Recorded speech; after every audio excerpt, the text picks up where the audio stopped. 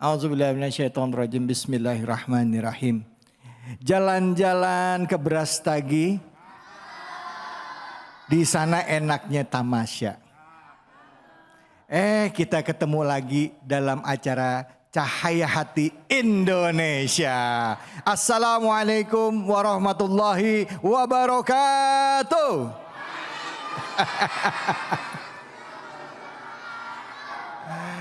Alhamdulillah rabbil alamin. Puja dan puji kita panjatkan atas kehadirat Allah Subhanahu wa taala. Tidak lupa kita berikan salawat dan salam kita kepada junjungan kita Nabi besar Muhammad sallallahu alaihi wasallam berserta keluarga, sahabat dan umatnya yang setia hingga akhir zaman. Ibu-ibu, bapak-bapak, jamaah Masjid Al Jihad di Pulau Gebang ya, dan juga pemirsa iNews yang ada dimanapun saja ada berada.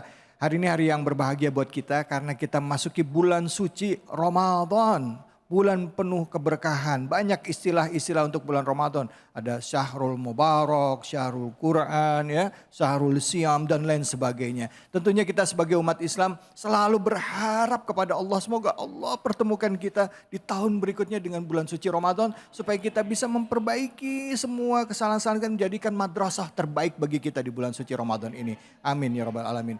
Ya Allah, mudah-mudahan hari ini juga kehadiran kita semua dihitung sebagai amal soleh ya. Amin, amin dalam rangka syiar Islam. Baik, pemirsa ini dimanapun saja berada, hari ini juga hadir guru-guru kita yang istimewa luar biasa. Karena di bulan Ramadan atau di awal bulan Ramadan ini kita akan mengkaji tema yang berkaitan dengan keseharian. Hadir bersama kita yang mulia guru kita, Kiai Haji Muhammad Nur Hayid atau biasa akrab dipanggil dengan Gus Hayid. Assalamualaikum warahmatullahi wabarakatuh, Kiai. Waalaikumsalam warahmatullahi wabarakatuh. Akhil Al-Aziz. Ya Allah. Apa kabar? Alhamdulillah baik. Alhamdulillah. Sehat ya. Ana udah lama sekali nggak ketemu Gus Hayid ini. Ya ini barokah. Barokahnya iNews TV. Masya Allah. Barokahnya cahaya hati. Allah. Insya Allah hati kita semua bercahaya. Amin. Amin, amin. Barokahnya ngaji di iNews TV.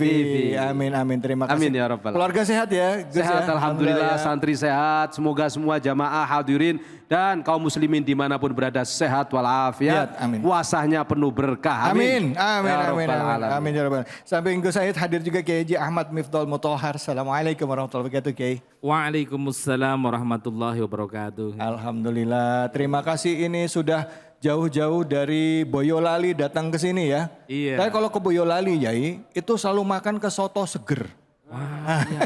Bener gak? Bener ya? Memang kami rajanya soto. Ciri khas. Ciri khasnya ya. Iya. Tapi bulan puasa ini ya terpaksa kayaknya bisanya nunggu maghrib dulu. Biasanya sarapan Bu. Baik, samping Kiai Ahmad Mufdal Mutahhar hadir bersama kita Kiai Haji Abdul Latif. Assalamualaikum warahmatullahi wabarakatuh, Kiai. Waalaikumsalam warahmatullahi wabarakatuh. Bagaimana kabar? Damang alhamdulillah. Damang Pangestunya dari Bandung ya. Ya, amin. Siap. Bandungnya di mana? Di kota Bandung. Oh, kota Bandung. Masya Allah. Terima kasih sudah meluangkan waktu perjalanan dari kota Bandung ke sini ke Pulau Gebang. Mudah-mudahan nanti kembalinya dalam keadaan selamat, sehat walafiat, diberikan keberkahan oleh Allah Subhanahu wa taala. Langsung saja kita lihat apa yang sedang viral ini ya, tayangan sedang viral. Saya mau ngomong cuman mendingan lihat dulu, habis itu nanti kita komen deh. Kita saksikan tayangannya.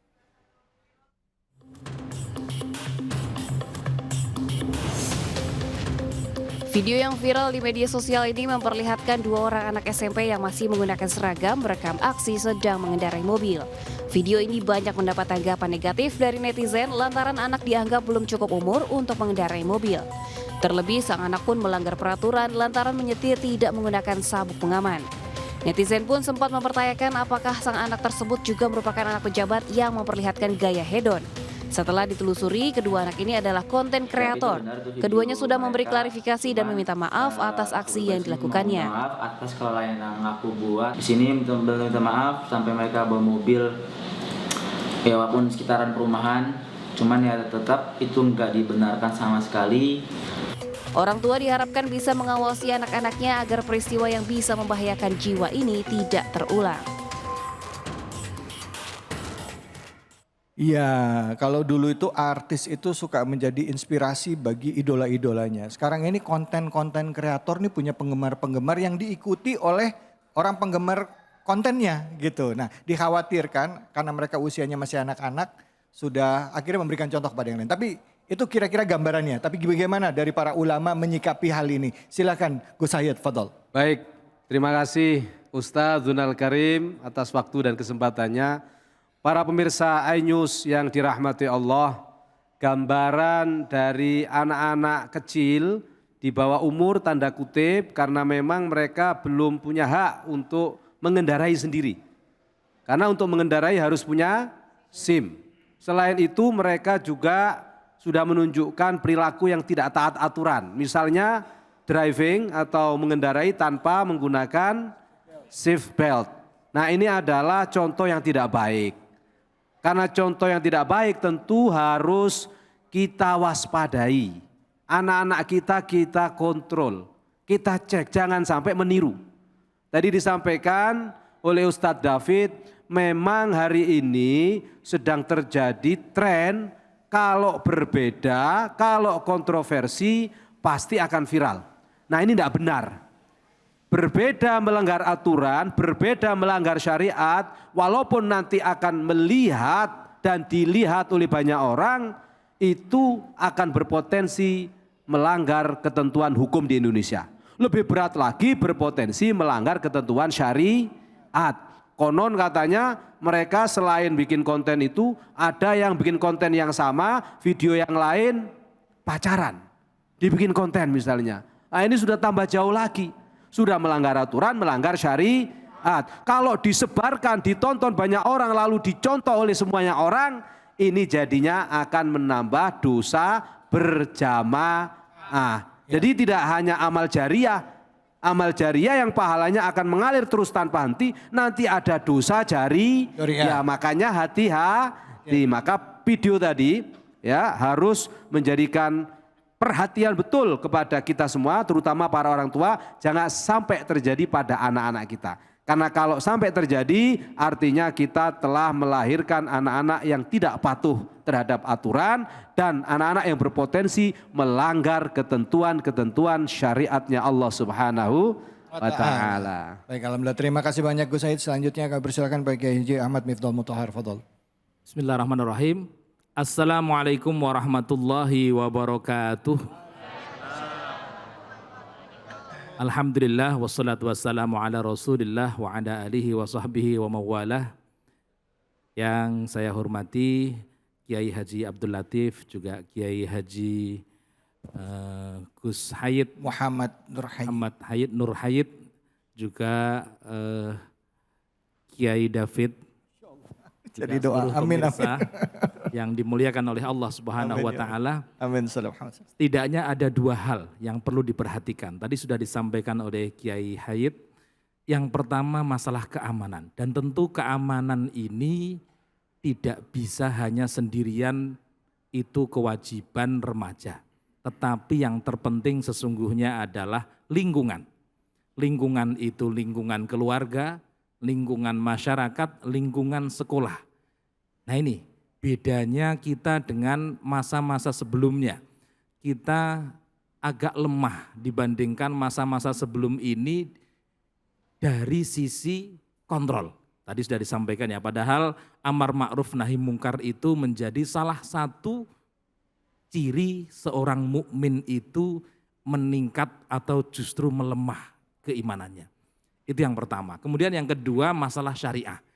Maka kalau kita perhatikan larangan dari Allah Subhanahu wa Ta'ala itu tidak kok zina langsung, tapi a'udzubillahi minasyaitonirrajim wala taqrabuz zina innahu kana fahisyatan wa maqtan wa sa'a sabila. Dan janganlah kalian mendekati zina. Sesungguhnya itu adalah perbuatan keji, itu dimurkai oleh Allah Subhanahu wa Ta'ala dan jalan yang sejelek-jeleknya. Maka dulu pernah ada sejarah, ini saya kira kalau dalam sejarah itu disebutkan at-tarikh yu'idu nafsahu, sejarah itu berulang. Dulu sama persis, ini adalah proses menuju perzinaan, maka harus kita perhatikan ya. Dulu pernah ada seorang pendeta yang tepatnya abid ya, bukan pendeta tapi abid atau orang yang ahli ibadah dari Bani Israel, diserai tugas untuk merawat seorang gadis. Karena yang dipercaya itu adalah abid. Nah kemudian sekali tempo tetap dikasih makan terus sampai lama. Aman. Satu ketika ada bisikan setan, kenapa tidak salam ya? Kan lebih baik kalau salam. Akhirnya salam. Terus sekian waktu, akhirnya kemudian tambah, kenapa kok saya tidak masuk aja ke rumahnya? Akhirnya masuk ke rumahnya, sampai terjadilah zina.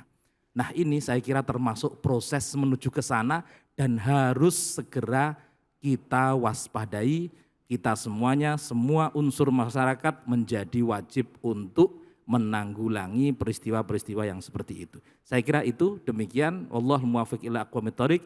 Assalamualaikum warahmatullahi wabarakatuh. Waalaikumsalam warahmatullahi wabarakatuh. Terima kasih banyak Kiai. Kiai tadi menjelaskan tentang bahwa bahayanya kalau konten viral seperti ini dicontoh sama orang lain. Bahaya juga konten viral anak-anak muda yang lagi explore diri mereka pacaran bahkan sampai melakukan hal-hal yang akhirnya viral, ya kan? Ini akhirnya menjadi contoh buat yang lain juga. Jadi itu harus dijaga, tugas orang tua ngejaga, dan buat anak-anak yang dengar juga harus diingetin tuh yang tadi itu seperti kata Kiai tadi. Silakan Kiai Abdul Latif, fadhol.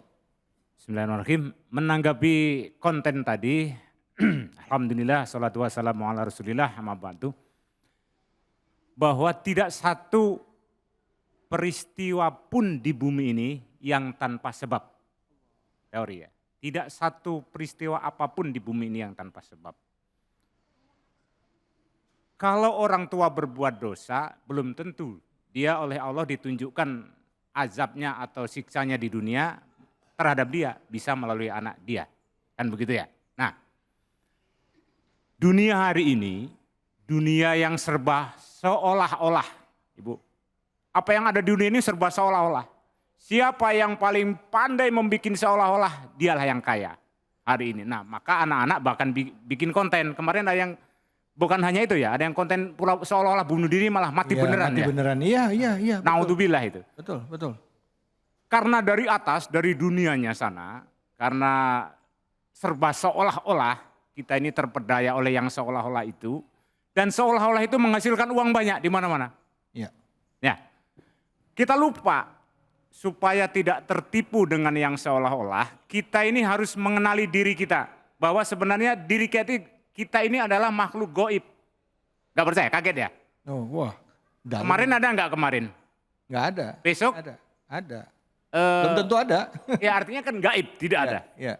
Ya. Kemudian kita ngomong marah tidak ada. Kehidupan ini sebenarnya 80% itu gaib. Kita ini tidak ada sebenarnya. Adanya itu dalam persepsi kita. Maka supaya tidak tertipu oleh kita, saya Latif. Ini kan Latif nama pemberian bapak saya. Sayanya siapa? Harus tahu kan, saya siapa? Tidak mungkin hati akan bercahaya atau cahaya hati itu ada kalau kita tidak mengenal kegaiban diri kita. Pertama begitu, Bun. Iya.